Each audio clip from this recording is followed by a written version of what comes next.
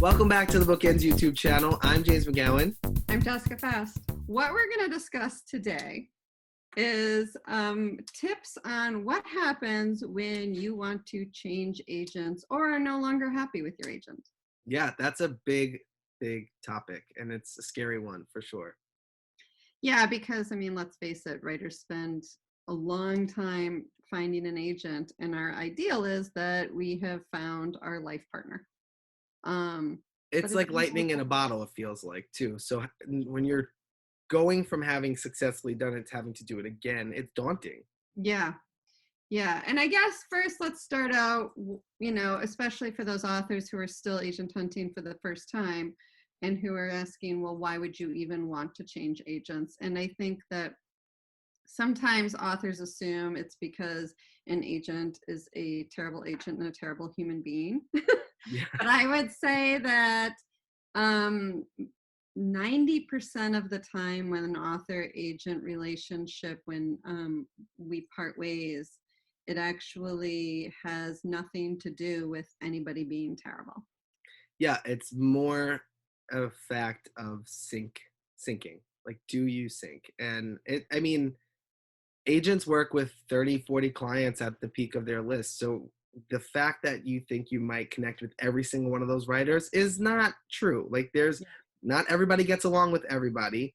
Not everybody's working styles or communication styles or editorial visions line up. So I think that's probably the chief reason, is that there's just something not syncing.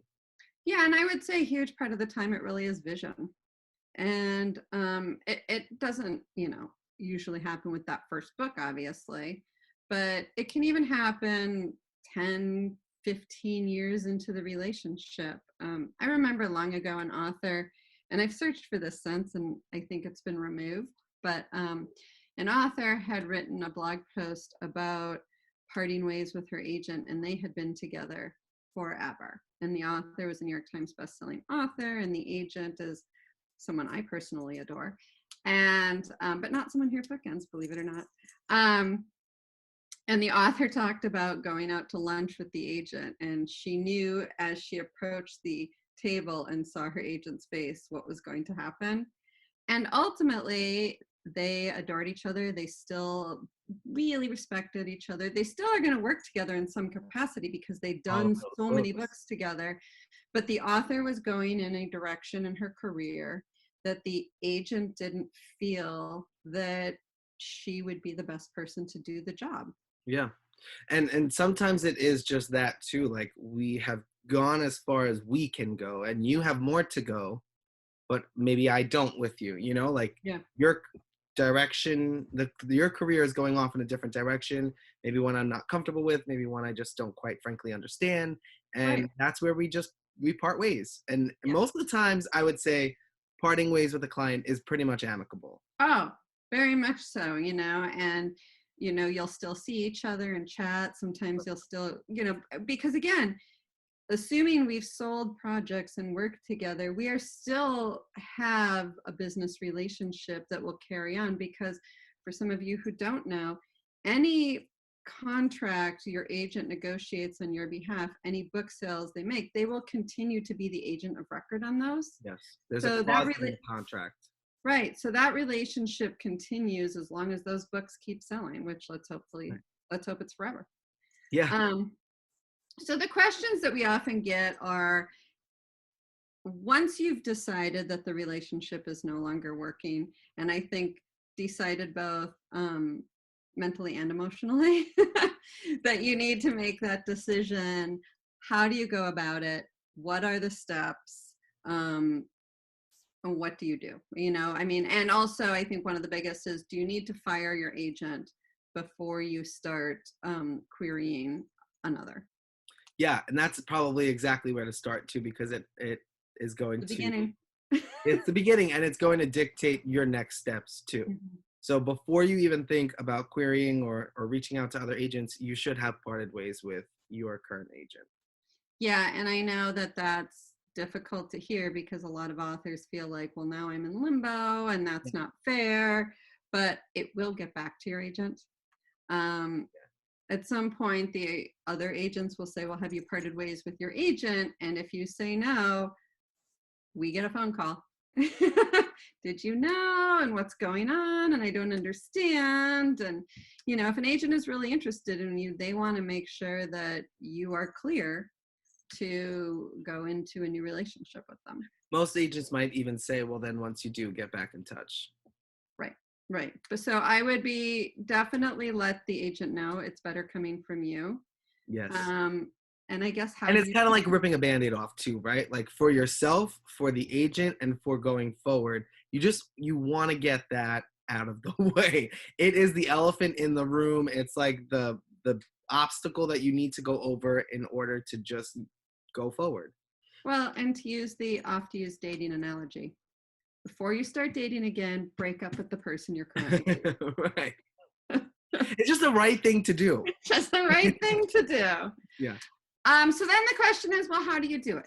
How do you part ways with your agent? Yeah, and I think that there's two ways to do it, right? There's via email or there's in person, via phone, via Zoom, whatever you do to talk to them. And a lot of people will have feelings about that. But whatever is more comfortable for you. Yeah, there are a lot of people who say that you should definitely call. You have this relationship, and I don't know. I mean, it's uncomfortable. It's a little confrontational, even though it's not a confrontation. And you're nervous enough, you're anxious enough as it is. If an email is easier, just email. You know me, I'm pretty easygoing about this stuff, though. I don't get all wound up about, well, this person should have called me. It's an uncomfortable phone call for me too. So if they don't want to call me, I'm kind of okay with it. Right. And if it's coming out of the blue, it's coming out of the blue no matter how you do it. So personally, I wouldn't mind it coming in an email. And honestly, I think it really rarely is coming out of the blue. We always sort of have that understanding, that similar feeling. Yeah. So I think that you do it however you're comfortable with. I also need to remind authors to check your author-agent contract. There is likely a termination clause in that contract that requires you to do certain things. It might be just that there has to be a confirmation to the email so that you know that they've received it. Some cases it could be sending a certified letter. Just make sure you follow all the required steps so that you don't have any loose ends. So anyway, so once you have parted ways with your agent and checked your termination clause to make sure that you're following the right steps, then you are free to start your search for a new agent. Yeah, and you've done it before. You can do it again. And it's likely querying hasn't changed in a very long time. So it's pretty much the same process, other than, like going from email to maybe query manager. But other than that, the process. Or from snail mail to query manager to email, depending on how long you've been with your agent. That's true. But otherwise, though, the process hasn't changed. And you know what you're looking for now. You know what you want in an agent, so you can sort of whittle down that list to the people that you really want to reach out to. And this is a question we get a lot too, but should you include the fact that you were previously represented, previously published, obviously, in your query letter? And yes, absolutely. It shows a level of experience on your end, and agents would want to know that, and you want people to know that because it's your background, it's your sort of experience. So, but it also shows that somebody else in the industry, somebody else that they presumably respect, has sort of put the stamp of approval on your work, and that you know what to expect from an agent. Now, when I make an offer of representation to an author who's been previously agented, I will ask sort of what happened or why they're looking for a new agent or what they're looking for is different. I don't want gossip, although I love it, but I don't need it. What I'm really looking for is you left your agent for a reason. So you already know from experience what you want and don't want. And I want to know if that's something I can provide, or if you're just getting yourself into another relationship that's pretty much the same.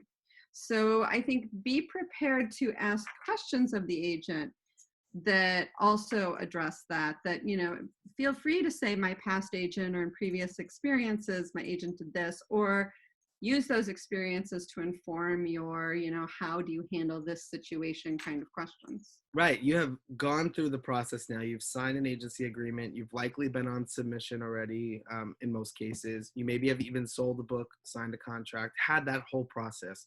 So now you know what worked, what didn't work in that, and you want to bring that to your next relationship. Even if it's saying, my agent did this in contract negotiations, will you do this or will you not do this? Yep. Just Yeah. you are in the position of knowing everything you're looking for from soup to nuts, top to bottom, Yeah. and use it. Yep. Definitely. And also, don't be worried that, these two agents talk on Twitter, so my former agent's going to be, it doesn't really work that way, at least in my world. If I'm not going to go, oh, well, you used to be with so and so. So just It's business. find the agent Everybody that's knows. right for you. Yeah, yeah. Right. Right. So yeah, so that is ultimately how writers can change agents.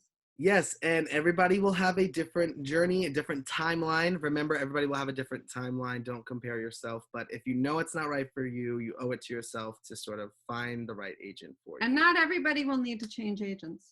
Right, right. This is one of those file away for hypotheticals. Yeah, exactly. But we hope it was helpful. Don't forget to like and subscribe, and let us know if you have any questions in the comments, of course. But we hope to see you back next time.